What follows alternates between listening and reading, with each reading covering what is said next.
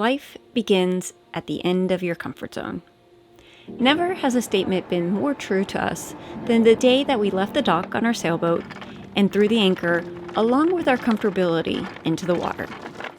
With this lifestyle of sailing around the big blue ocean for the last 6 years, comfort is something of the past. But you've also heard us say a million times, every second of being uncomfortable is worth it. Like the times that we have gone from this to experiencing this. And from this to this. Oh wow! These are different! Oh! Oh my gosh! Are those even dolphins? And from this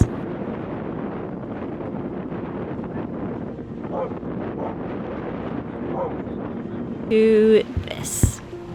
Even though the challenging times are always overshadowed by the beautiful ones, we will go to the ends of the earth to do anything and everything to make this life a little more comfy. From things like having a reliable dinghy, to an indoor shower with hot water. Oh, it's warm! An electric windlass, and to constantly changing sails to get it just right. Also, learning what a swell bridle is so we can sleep better at night. Stick around, we will show you how to do it as well, because to us, the myth of being rocked to sleep is a fallacy. Currently, we are just outside of the Great Stirrup Key in the Berries. Time to wake up. Good morning. We are getting out of this rocky, rolly anchorage. Thankfully, Beau put up a swell bridle, so we were able to not have stuff flying all over the place. I mean, everything was flying everywhere. Well, the wind shifted on Right. us last night at like late in the night, of course, and I had to come out and readjust our swell bridle. But once I did, everything calmed down again. It had been raining, so we had everything closed up, and I heard the door open, but I did not hear Beau get out of bed. So I'm like, is somebody coming in the boat? Every time I reach over, and I'm like, okay, he's not here. It's him. But yeah, so it made it a little bit more comfortable. The wind is dying out, so we're hopefully going to be able to go down and around the corner to Ambergris Key, somewhere that our friends working Gary on One Life recommended, and it's going to be dead calm, right? So we'll be able to do some diving in some nice clear water. Do I have lotion? Yep. All right, you're going to release that? Alright, get ready for the rocky rolliness.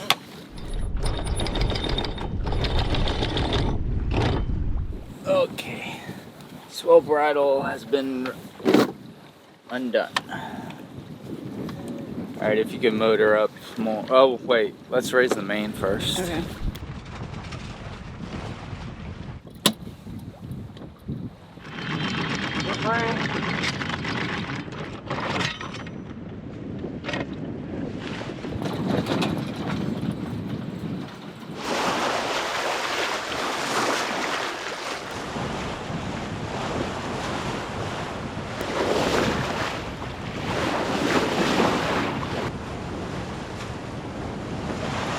Alright, you ready?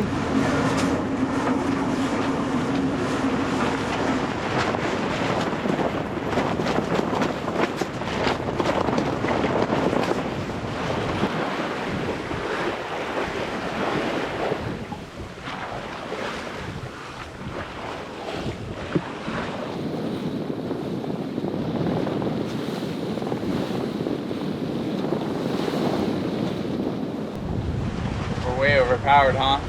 Yes. But We were going 3.5 knots, but I just feel like it's... maybe the 150 would be better. Yeah. Ready? Are you ready? Yeah.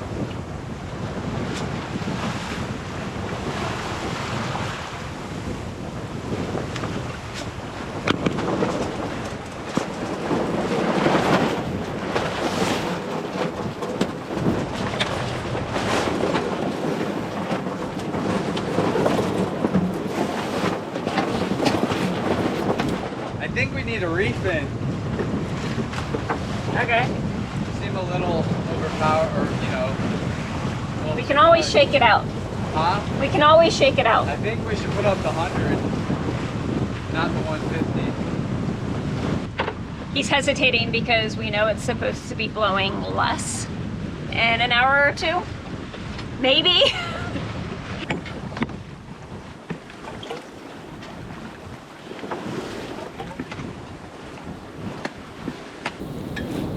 It's so interesting that a small, tiny little trip, we only have an 8.9 nautical miles, can end up to be such a workout.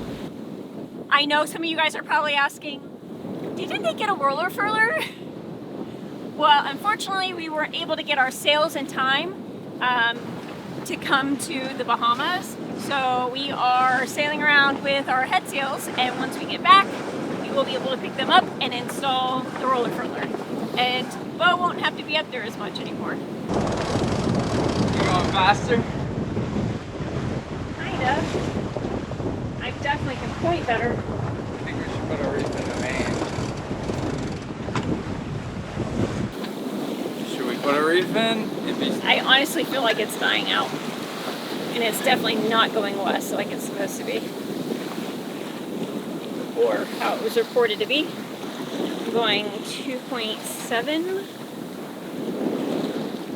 I mean, it looks like we're kind of right on the cusp of putting a reef in or not. We can leave it out. I mean, I'm definitely going further out than I want. Your turn. We're gonna try the 150 now. It seems like it's the Goldilocks and the Three Bears. Hopefully the 150 is just right. I'm gonna tack back in while you're doing that. We are a little bit off course, so I'm gonna tack back in while he's dropping the sail, because I gotta run the motor anyways, might as well go back in toward the land, because right now we're a little far off. He should be here. We also noticed that there's about a 0.4 nautical mile current going east, so it's definitely pushing us out. Not significantly, because we're just fighting into the waves, but enough. Later today it should switch to go with us, but we'll probably already be in by then.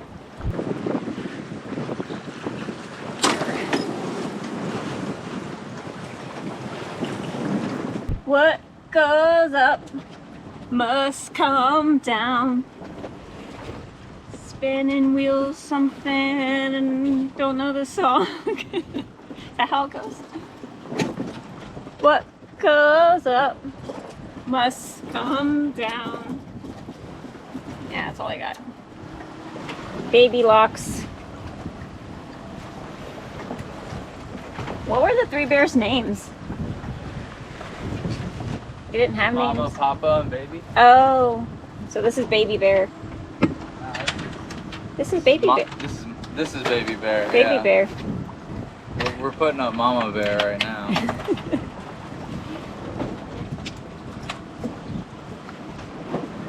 Also known as Little Lady, and then Big Boy and Mac Daddy. Yes, we name our sails.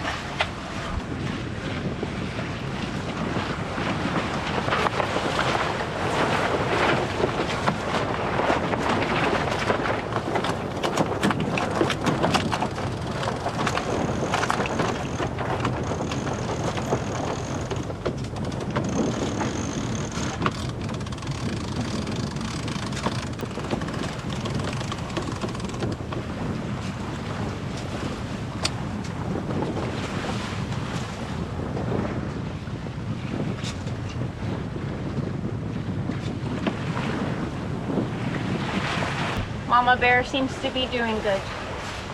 Just right. Saoirse's Goldilocks, right? Yes.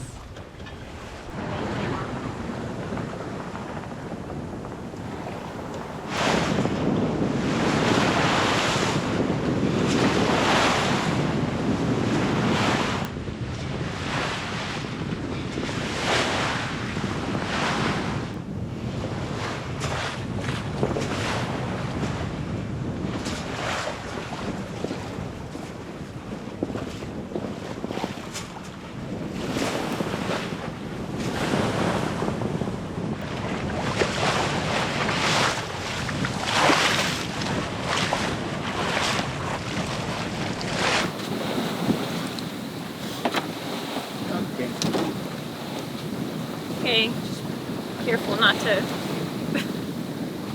go cray-cray on it.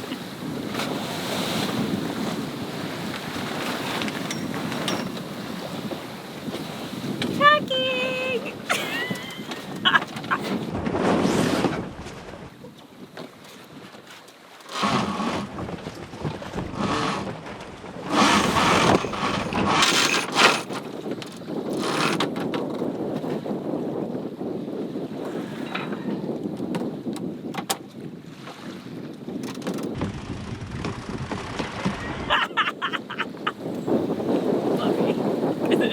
It's perfect.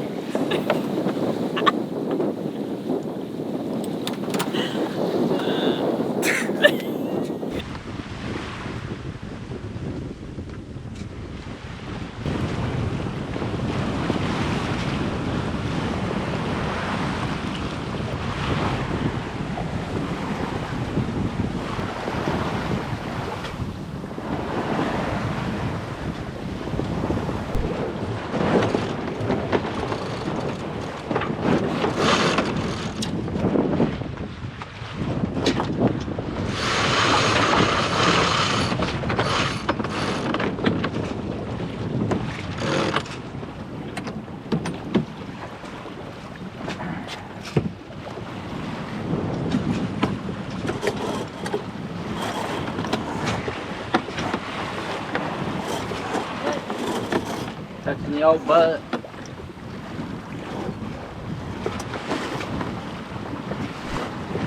Knocking me over with that big booty. It was inevitable. We've lost wind. So now we're gonna put up the Mac Daddy again. We're not too far away from the anchorage, but of course we're on the tack out and not on the tack in when we lost all the wind. There's still a little bit, so maybe it won't take us too long to get in.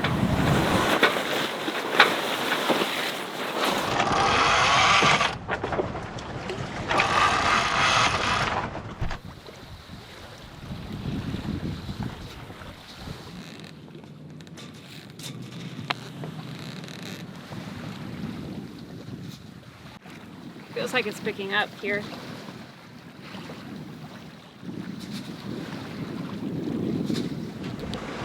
Taco. Taco.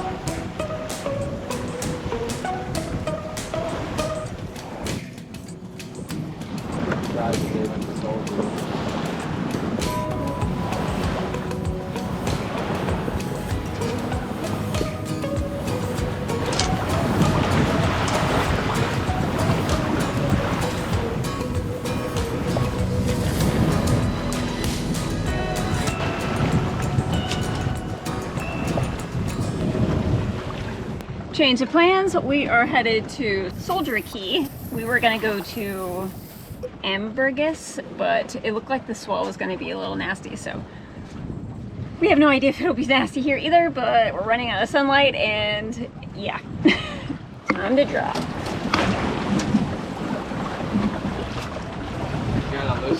Oops, sorry. Not too much, right? Time to drop. Want to drop the main as well? Yeah. Okay.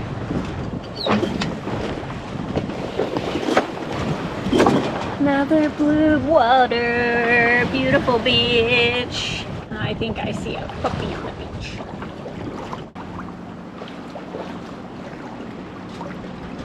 Do you want to go just on the edge of it? Yeah, that sounds good. About 25 more feet. Showing 7.4 here.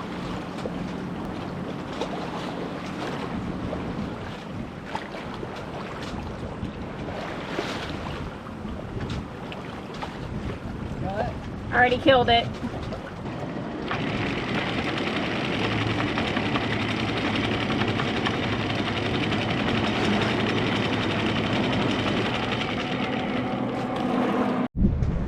Check out this water.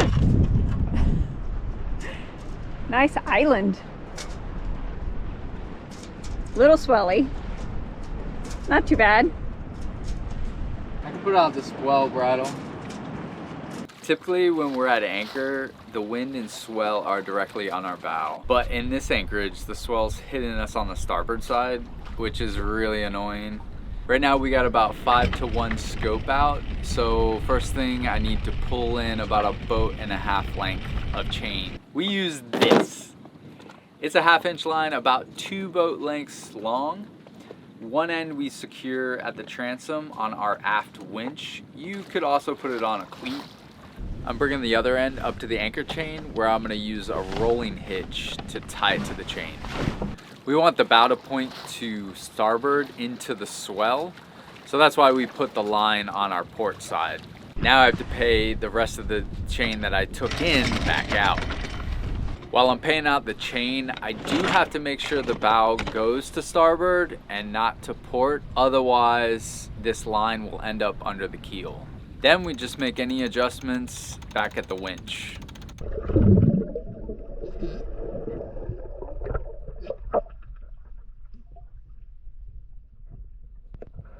Now we have a comfortable anchorage all to ourselves. And the wind is on our beam. Makes it more comfy, but if there's no wind, Yeah, that's the downside. it doesn't work. Yeah. So then you just need to throw a stern anchor. Just a side note, since this points us in a different direction, we don't use this in a really busy anchorage. Also, do not do this if heavy winds are coming.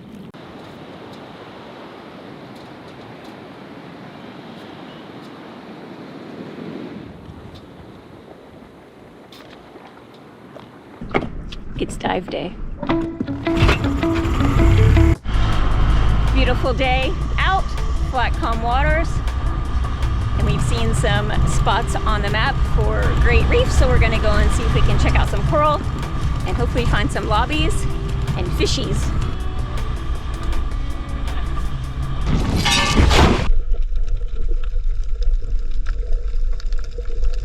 Yeah. Oh my gosh, I can't wait. I can't wait. Diving into the water is like entering a different dimension where all the noise and distractions fade away. Here, I get to enjoy tranquility, but with a dash of heightened awareness of being in a world that's not my own. I guess you can call it my uncomfortable comfort zone. A flutter of excitement hits me as I spy a nurse shark peacefully sleeping in the coral. Though my rational mind knows she's harmless in nature, the echoes of the cinematic dread flicker through my thoughts at the sight of any shark. Now I can hear my heartbeat in my ears, and I wonder, can the fish sense it? Living on the ocean has been a life-changing move in so many ways. It's opened my eyes to a whole new world, one that's literally breathtaking. Each dive is a chance to experience a realm that's both familiar and foreign. And as I witness its beauty firsthand, I can't help but feel a sense of urgency to cherish it while it all lasts.